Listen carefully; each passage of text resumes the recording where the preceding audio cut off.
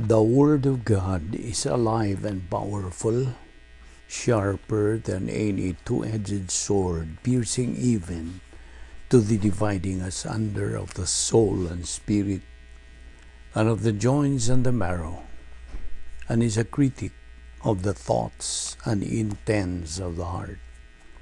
All Scripture is God-breathed, and is profitable for doctrine, for reproof, for correction, for instruction in righteousness, that the man of God might be mature, thoroughly furnished unto all good works.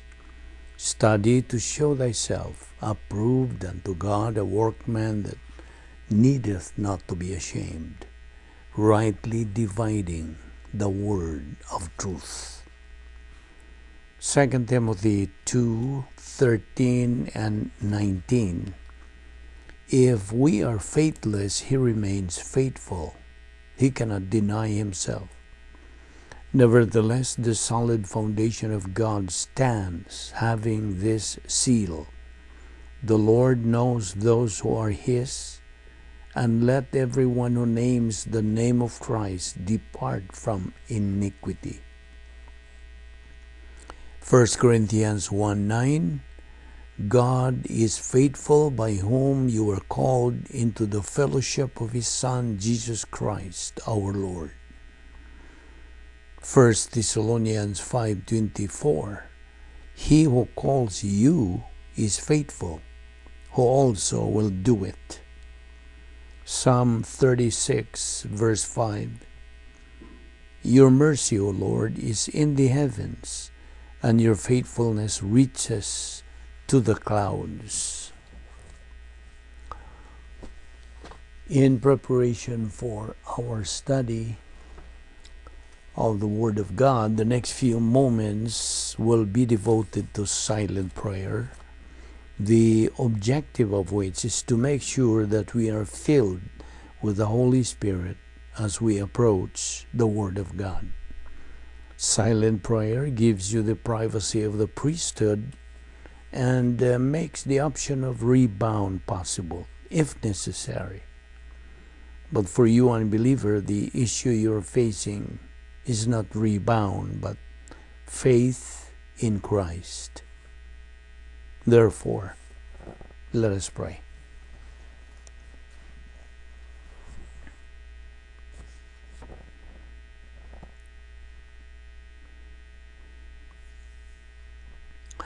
Heavenly Father, we thank you that we can gather ourselves again together today to worship you, to study your word, and to focus our attention on your word that teaches us as to who and what you are.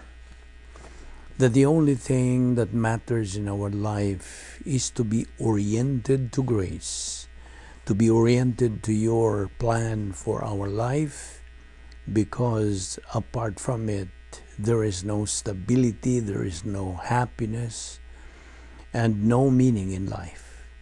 It is only when we are oriented to your plan, beginning at the cross, that we can have an understanding, our reality and our purpose in our destiny in life, and what you are doing in our life. So, Father, as we worship you, we pray that God, the Holy Spirit, will enlighten us, challenge us, and to make these things a blessing to us. This we ask in Jesus' name. Amen. Well, good day, everyone, and welcome once again to our Bible study through the YouTube of the Balbido Evangelistic Ministry. Now, we are still concentrating on our subject, which is entitled The Unique Spiritual Life of Believers in the Lord Jesus Christ. First of all, will you open your Bible now to Proverbs chapter 1, verses 22 to 23. Okay, let's take up verse 22 first. It says there, How long, O naive ones, will you love being simple-minded, and scoffers delight themselves in scoffing, and fools hate knowledge. Verse 23, turn to my reproof. Behold, I will pour out my spirit on you.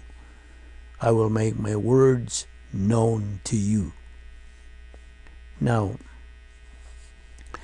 the Apostle Paul said in 2 Timothy chapter 1, verse 12, for this reason I also suffer these things, but I am not ashamed, for I know whom I have believed, and I am convinced that he is able to guard what I have entrusted to him until that day. As Christians, we live with that kind of assurance, but not without doubt. There are hard questions that the world asks, and we ask as well. For instance, when natural disasters occur and strike the earth, like an earthquake, we oftentimes wonder, why? God, why is this? What is this? Why did God let this happen? Now, how can so many seemingly innocent people be hurt? People try to explain these things and ends up in the ditch trying to explain these mysteries of creation. So we ask questions, and the world asks these questions like, can it really be true that the Christian faith, that Jesus is the only way to heaven? How can we claim that Jesus and Jesus only is Savior, and that His name and His name alone saves? What about people of other religions who never heard of the name of Jesus? How about people of other religions who may be just as sincere and even more devoted than some who profess the name of Jesus? How about that? Or Christian? How about this? What about the questions being raised even by some evangelicals today that ask, how could a loving God, or would a loving God send someone to judgment and to hell? How can a person resist the love of God and end up separated from God forever? How could it be possible that people suffer, that there is cancer, that there are little children who have unexplained illnesses, young men and young women struck down at the prime of their life? We ask these hard questions, and we are willing to not only ask, but to seek God's Word to answer those questions. Now, on a personal level, maybe you doubted when you prayed and you prayed, but nothing seems to happen. And the one you prayed for died, or is still sick, or perhaps a prayer for your marriage and is still blowing apart.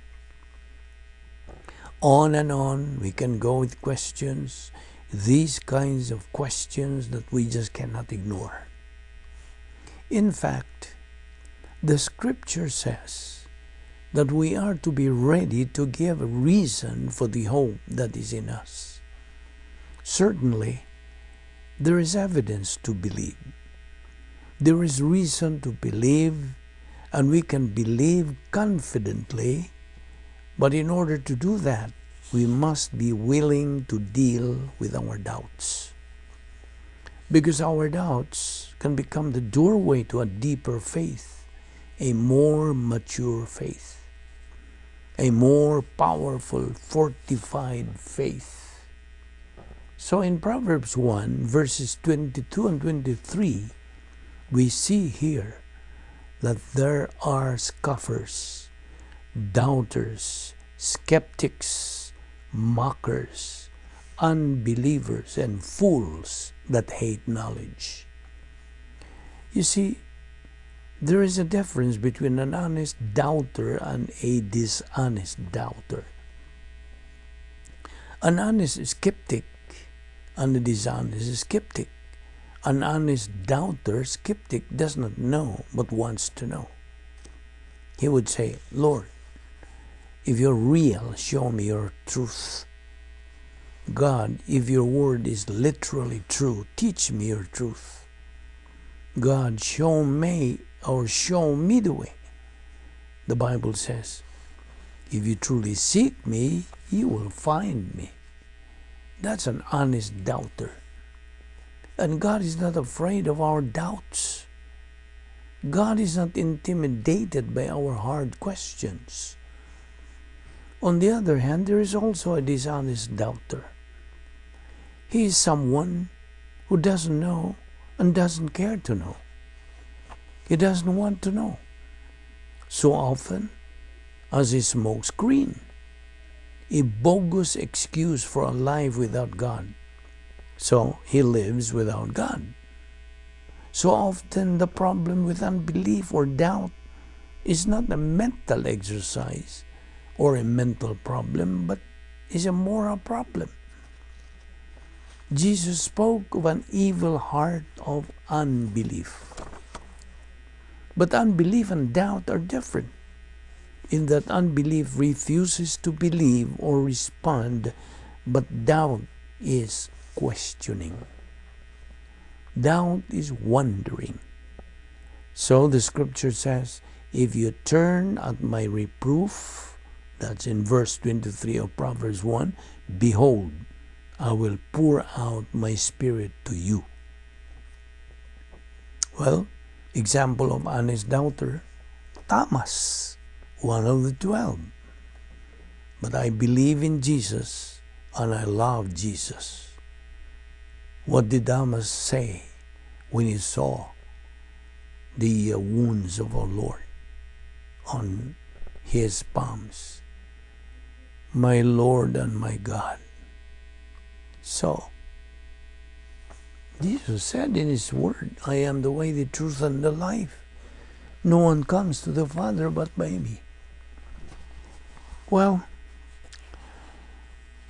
as we have said in our previous discussion, it is tragic to realize that there are believers in the cosmic system who periodically receive intensive discipline. They serve Satan as cosmic evangelists. Yes, there are a lot of cosmic evangelists. Satan uses these negative believers to distract positive believers from the protocol plan of God. Cosmic Christians draw other believers into the pseudo strength and superficial attractions of the cosmic system, as what Revelation 2:2 points out. I know their works and their labor and their patience, and how thou canst not bear them which are evil, and thou hast tried them which say they are apostles and are not, and hast found them liars. You see, believers are supposed to be in the right place at the right time with the right attitude. Believers are supposed to live as unto the Lord. Believers are supposed to live in the light of eternity. And we are supposed to be aware that human solution is no solution. Only divine solution is the real and genuine solution. Now, these are principles in the Word of God. And believers are supposed to distinguish essentials from non-essentials in life. And flexibility to non-essentials, but inflexibility to essentials. Furthermore, believers should be aware of the following Christian responsibilities. No. Well, the first one is that they are on full-time Christian service. Operation, perception, metabolization, and application. And then we have Operation Orangutan, ape, appropriation, perpetuation, and expansion of the Word of God. Now, we should be aware as believers of the Operation BAM, meaning level of spiritual growth, baby believer, adolescent believer, and mature believer. Remember that the plan of God is, besides doing the right thing in a right way, this is Operation Problem Identification, Problem Anticipation, Problem Prevention, and Problem Solver. And then also reception, retention, and recall. And as our slogan says in this ministry, Operation SLBA, study, learn, believe, apply the Word of God. Also remember the principle. The rate of learning should exceed the rate of forgetting. And there are three kinds of sanctification: positional, experiential, and ultimate. Now, remember Operation VOG, the three wills of God: viewpoint will, operational will, and geographical will. And besides, God has His will, which is called directive will, permissive will, and overruling will of God. You remember the 8 stages of reversionism? Reaction, distraction, frantic search for happiness, Operation Boomerang, emotional revolt of the soul, negative volition, locked in negative volition, then black out of the soul, scar tissue of the soul, and reverse process reversionism. So, these are things that we have to be reminded of. And also the 3 protections of believers that take effect when a believer is inside his royal palace, the operational divine dynasty. What are these 3 protections? The wall of fire, encapsulation, and guardian angel. Now, these things that we are discussing is just a review, of course, just a review. And also on the doctrine of heathenism, the character of God. It is impossible for God to be unfair.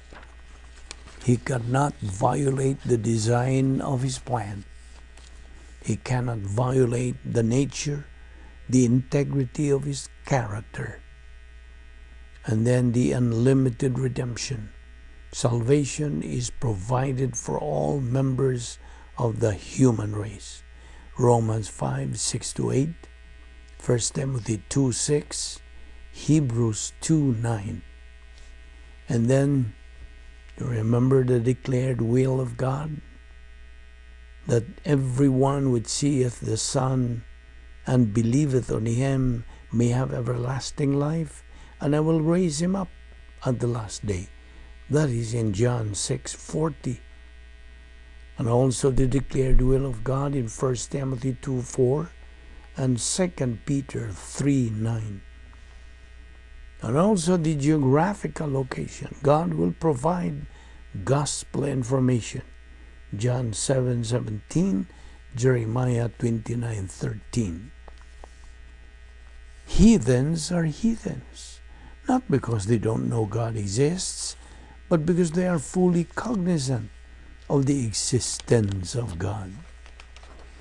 Now, my question now is this. After salvation, what? In other words, what is the next move that a believer must do after salvation? There's so many Christians. It is tragic. So many Christians don't know what to do after salvation. Now listen. Right after a person believes in the Lord Jesus Christ, he is mandated in 2 Peter 3:18, but grow in grace and in the knowledge of the Lord Jesus Christ. Now, how is this done? By studying the Word of God on a daily basis.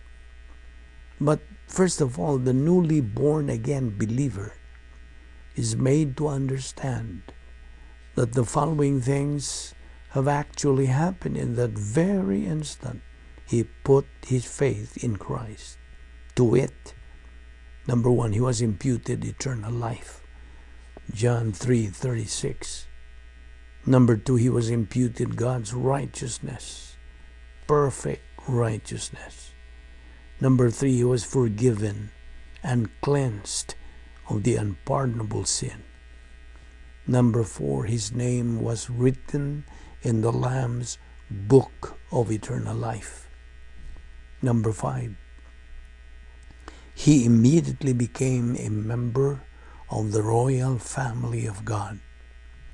Number six, he starts to live a life of purpose, meaning, and definition. Number seven, he becomes a potential winner in life and in the life hereafter.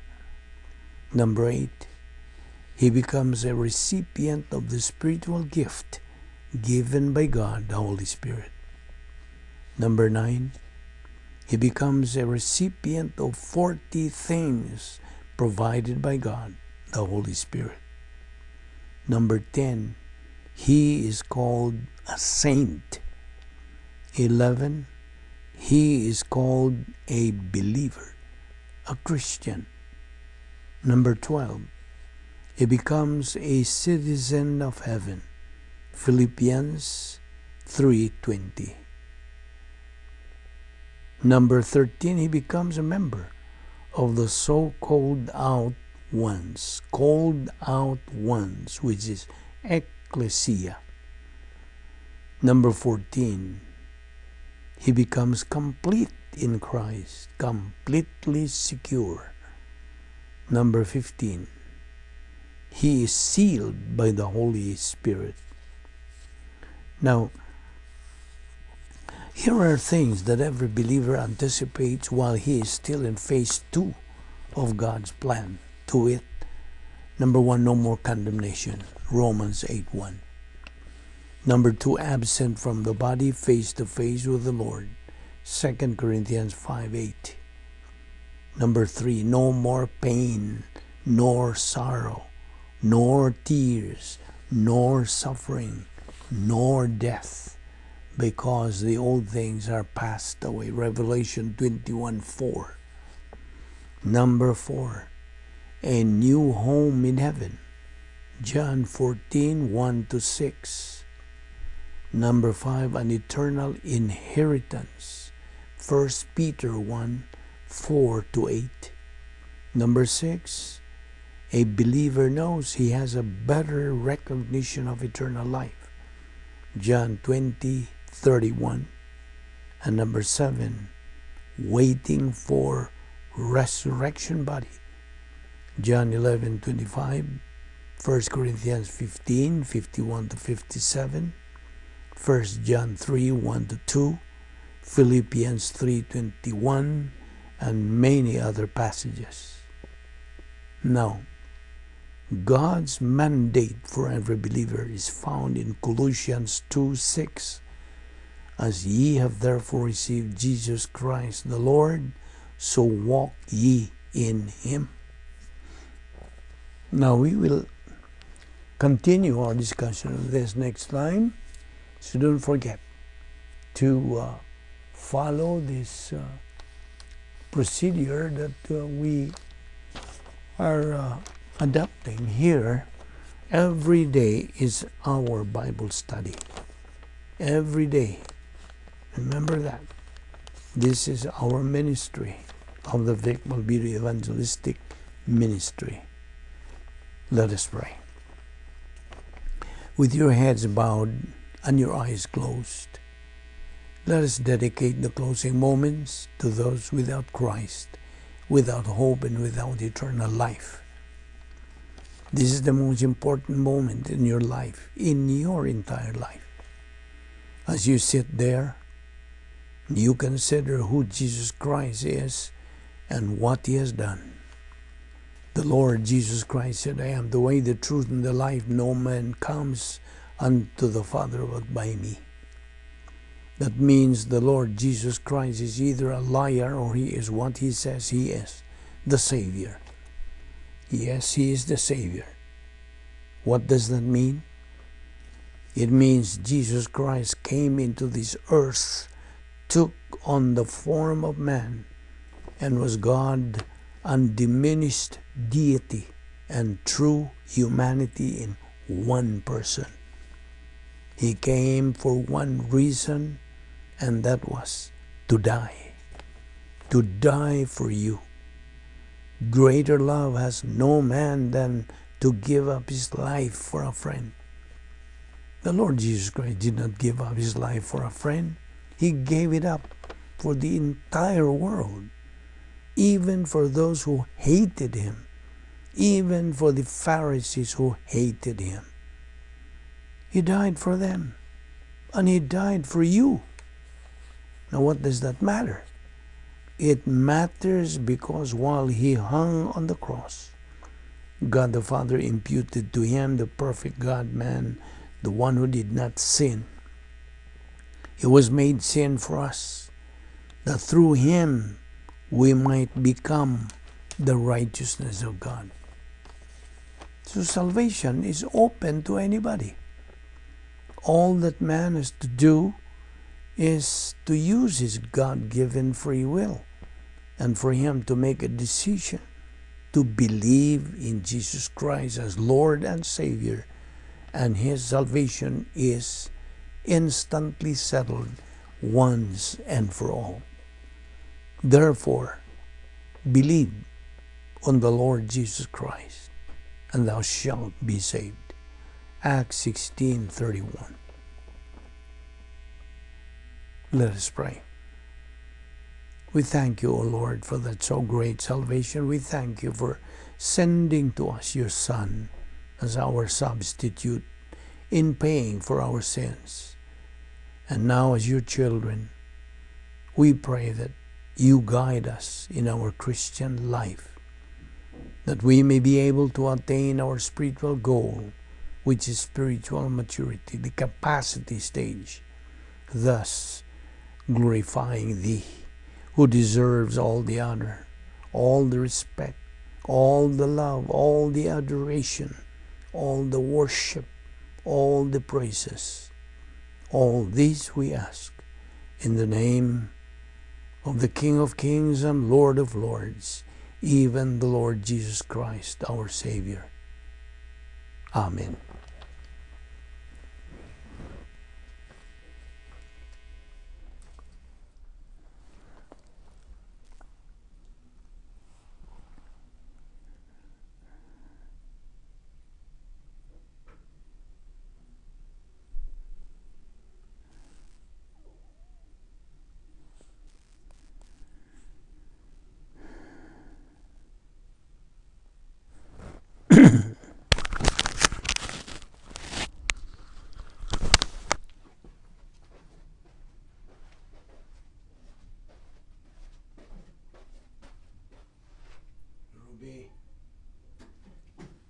Ruby, okay na.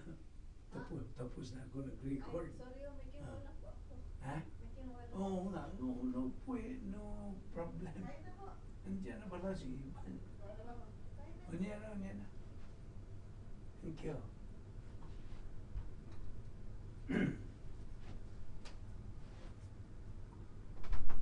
Before.